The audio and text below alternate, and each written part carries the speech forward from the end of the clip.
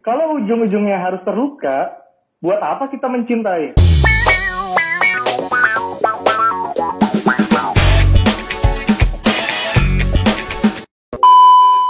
Halo guys, ketemu lagi dengan kami ya di zona nyaman. Nyamannya kita tuh ya di sini. Nah, untuk episode kali ini kita masuk ke zona cerdas ya. Jadi kita akan ngomongin hal-hal yang sangat informatif dan tentu berguna buat kehidupan kita. Masih ingat kan segmen yang lalu, zona baper? Yang belum nonton ya, teman-teman bisa lihat dulu supaya teman-teman nggak ketinggalan cerita-cerita menarik dari zona nyaman. Dan hari ini kami ada 2 bintang tamu spesial. Hai Christian Yohanes. Halo. Christian yang kedua namanya Christian Paulus. Hai Christian. Woi, hadir. Nah, teman-teman, topik kita cukup berat ya untuk episode kali ini. Topik kita adalah mencintai sampai terluka. Wah. Mencintai sampai terluka. Pernah nggak teman-teman mencintai sampai terluka? Kalau pernah, boleh dong ceritanya ditulis di komen ya, supaya kita juga bisa belajar dari cerita teman-teman. Oke, kita mulai ya. Mencintai sampai terluka. Di mana-mana kalau mencintai, harusnya kan happy dong. Bahagia. Mana ada sih orang yang mau mencintai, tapi ujung-ujungnya terluka? Ya kan? Nah, teman-teman, saya mau minta dulu pendapat teman-teman dari topik kita ini. Mulai dari Paulus, kayaknya dia paling siap ya. Coba. Kalau saya sih, gimana ya dengan topik ini ya? Kalau saya mungkin sering melukai kali ya, bukan terluka. Jadi mencintai dan melukai gitu maksudnya? Kalau Yohanes mungkin cocok nih dia nih. Dia mungkin terluka-luka, tersiksa dia nih. Oh jadi, Maaf, gak boleh menyerang loh di sini loh. Ingat, Gak boleh menyerang. Ingat moto kami di sini, keterbukaan awal dari Ketahuan. Ya, tahu. Jadi kalau teman-teman terbuka, pasti ketahuan. Ya. Oke, dari Yohanes, first impression-nya nih, dari topik kita, mencintai sampai terluka. Apa yang terlintas di benak Anda? Ya. Buat saya pas dengar baca sih sebenarnya ya. Baca dikirimin pesan tentang tema ini.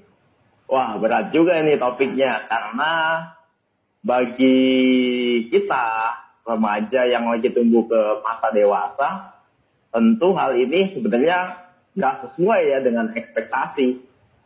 Seperti Kogi bilang tadi ya.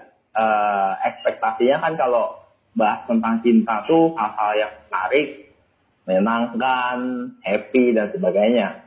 Tapi kenapa disambungkan dengan luka, sesuatu hal yang tentunya jauh dari kata happy, bahagia dan sebagainya. Jadi first impression-nya mungkin mengarah ke sana.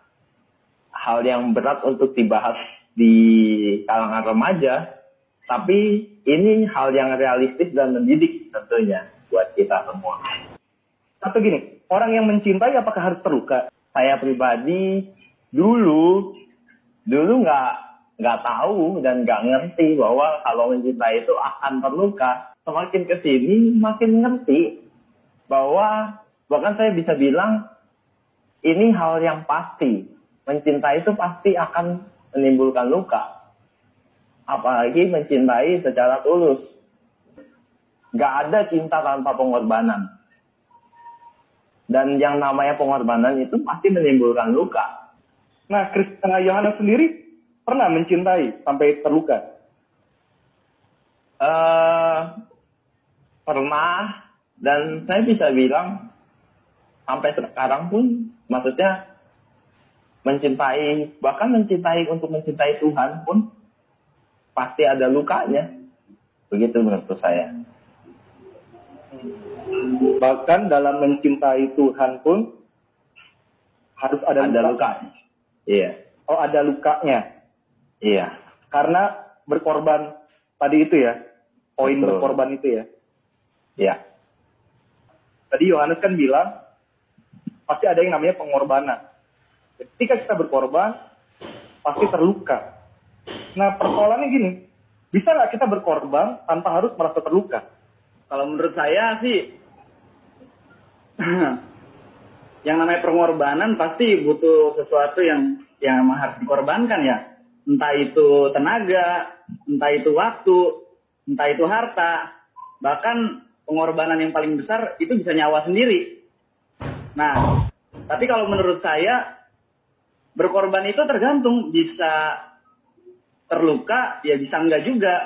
Ya tergantung berkorban apa dulu. Ya kan?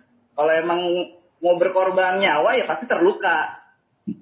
Kalau emang korban perasaan, ya pasti terluka juga. Nah, berarti kalau ujung-ujungnya harus terluka, buat apa kita mencintai? Ya karena kalau pengetahuan saya, orang tuh mencari kebahagiaan, Om. Orang tuh mencari kebahagiaan. Orang tuh mencari kesenangan. Nah, saat kebahagiaan dan kesenangannya itu nggak tercapai, disitulah seorang menjadi kecewa. Nah, saat orang menjadi kecewa, maka dia akan terluka. Makin menarik ya teman-teman ya. Tadi kata Yohanes di awal, ya, mencintai harus ada yang namanya pengorbanan. Dan ketika kita berkorban, pasti terluka. Nah, tadi Paulus juga menambahkan, kenapa kita harus terluka? Karena kita berusaha mencari kebahagiaan. Jika ekspektasi kita nggak sejalan dengan realita yang kita temukan, disitulah kita merasa terluka atau tidak bahagia. Waktu kita mencintai Tuhan, apakah harus ada ekspektasi? Mencintai Tuhan tuh perlu berekspektasinya sih. Nah, menurut saya kayak gini aja. Kalau kita mau mencintai sesama, pasti ekspektasi kita dapat kebahagiaan dong dari pasangan kita, bener nggak? Ya. Nah, pasti kalau kita mencari Tuhan, kita juga mencari kebahagiaan. Tapi bedanya kita mencari kebahagiaan di dalam Tuhan. Nah, yang jadi pertanyaan, kebahagiaan di dalam Tuhan itu seperti apa? Sebenarnya gini loh, Pak. Orang ikut Tuhan itu bukan jaminan kalau dia itu akan bahagia. Tapi orang ikut Tuhan itu bahagianya nggak ditentukan dari apa yang dia miliki. Gitu loh. Kebahagiaannya itu bukan datang dari luar, tetapi kebahagiaan orang tersebut itu karena dari Tuhan itu sendiri, sukacita yang dia rasakan. Kalau dia mengalami perjumpaan dengan Tuhan, dia melayani Tuhan, dia boleh memenangkan jiwa, dia boleh melihat orang bertobat, begitu pelayanan, dia boleh melayani Tuhan, itu suatu kebahagiaan menurut saya, kalau menurut saya pribadi ya. Tetapi kalau orang yang fokusnya kepada dunia, maka ya pasti bahagianya akan diukur oleh harta yang dia punya, mungkin pasangan yang dia miliki, gitu loh. Seberapa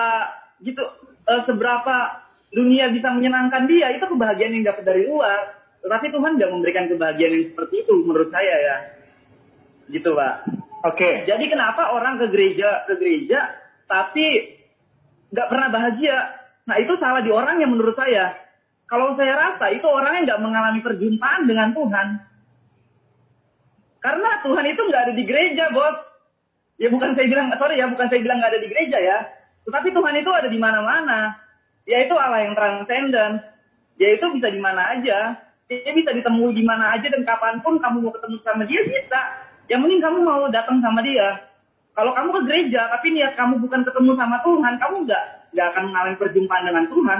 Tentu kamu nggak akan mengalami kebahagiaan itu.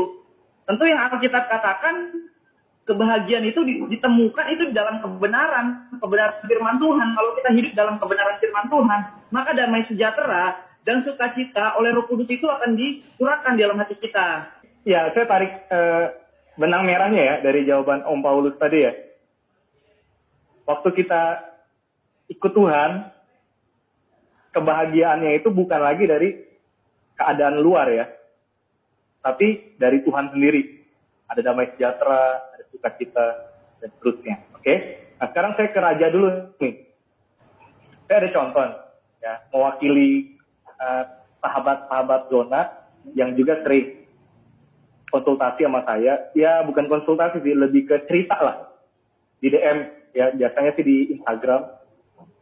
Mereka ngaku gini, mereka ikut Tuhan. Nah ini anak SD sih, anak SD ya. Dia udah menyerahkan diri, dibaptis sejak usia 12 tahun, SD kelas 6 waktu itu ya. Terus dia pikir kan, kalau ikut Tuhan, hidupnya jadi lebih baik.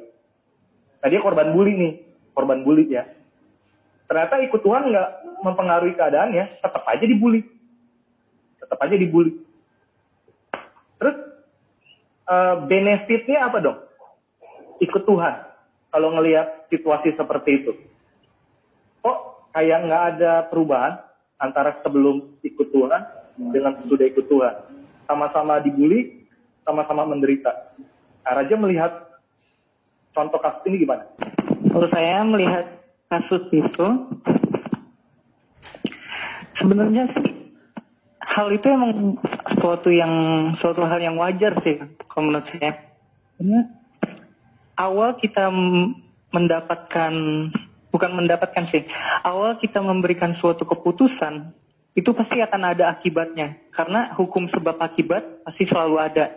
Nah, kalau misalnya dia memutuskan kalau dia akan percaya sama Tuhan, tapi benefitnya justru malah kebalikannya, dia tetap dibully, dia tetap dihina.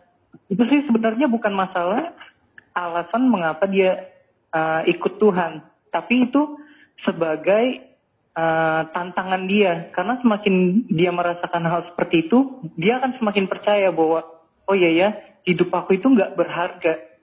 Kalau orang bully aku, ya emang karena hidupku nggak berharga gitu. Tapi di mata Tuhan, aku tetap berharga. Walaupun dibully seperti apapun itu, Tuhan tetap mengasihiku gitu. Nah, jadi kalau benefit yang didapatkan dia percaya walaupun dibully, itu sebenarnya dari hati sih. Dari hati. Kalau misalnya dia waktu dibully, dia bilang dia sakit hati, itu sih bukan masalah dibuliannya itu, tapi masalah dirinya sendiri. Kenapa dia mau sakit hati karena bulian itu? Itu sih kalau masukan dari saya. Wah, luar biasa ya. Dari jawaban Raja tadi bisa disimpulkan bahwa mencintai Tuhan, waktu kita mencintai Tuhan, nggak serta-merta keadaan kita langsung berubah jadi baik. Hidup tetap berjalan, hanya saja respon kita. Betul seperti itu, Raja? Betul. Respon kita yang berubah, ya. Keadaan tetap sama, tapi respon yang berubah. Sebelum ikut Tuhan, dibully. Responnya mungkin bertungut-tungut, tidak bersyukur, menyalahkan Tuhan, bahkan menyalahkan keadaan. Tapi ketika dia memutuskan untuk ikut Tuhan, keadaan tetap sama dong, tetap dibully. Tapi kali ini responnya yang berubah, ya. Nah, betul banget teman-teman, ini masukan buat kita semua, ya. Saya nggak tahu nih, sahabat Zona sedang mengalami apa saat ini. Mungkin ada di antara sahabat Zona yang ikut Tuhan udah lama, mencintai Tuhan, mengasihi Tuhan, tapi kok rasanya keadaan nggak kunjung berubah, teman-teman tetap menderita, atau teman-teman harus bergumul dengan satu masalah.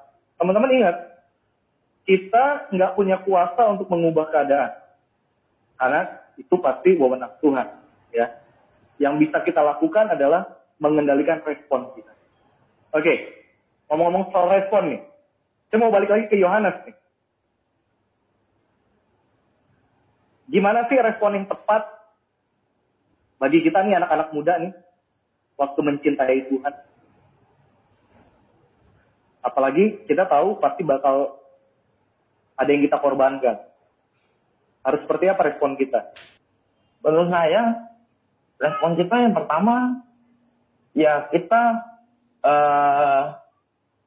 pertama kita punya dasar prinsip yang pasti, yaitu kita cinta sama Tuhan bukan karena kita, tapi karena Tuhan lebih dulu mencintai kita. Jadi yang kita lakukan sekarang itu sifatnya merespon, menerima kasih Tuhan, bukan kita memberikan kasih kepada Tuhan. Itu prinsip yang harus kita pegang dulu sebagai orang-orang muda, karena pertama kita pasti dijauhkan dari kesombongan. Oh, gue orang yang cinta Tuhan, karena merasa dia bisa cinta sama Tuhan jadi sombong dan sebagainya. Kita dijauhkan dari hal itu dengan apa? Tadi prinsip nomor 1, kita mencintai Tuhan karena Tuhan lebih dulu mencintai kita. Gitu. Yang kedua, ya respon kita untuk mencintai Tuhan adalah hampir sama sih, bukan hampir sama ya. Saya rasa makanya saya tidak membedakan antara kita mencintai Tuhan dan mencintai sesama. Karena prinsipnya cinta itu tetap satu. Pasti ada pengorbanannya, kembali lagi ke tadi. Berarti yang prinsip kedua bagi saya untuk kita meresponi cinta Tuhan adalah ya kita harus mengorbankan kesenangan kita, mengorbankan ego kita, semuanya kita lakukan, korbankan demi apa? Demi menyenangkan dia. Karena cinta itu ya kan kayak kita sama pasangan lah, sama orang tua atau sama saudara atau sama teman. Kalau kita mau menunjukkan rasa cinta kan kita mau menyenangkan dia. Begitu juga dengan Tuhan.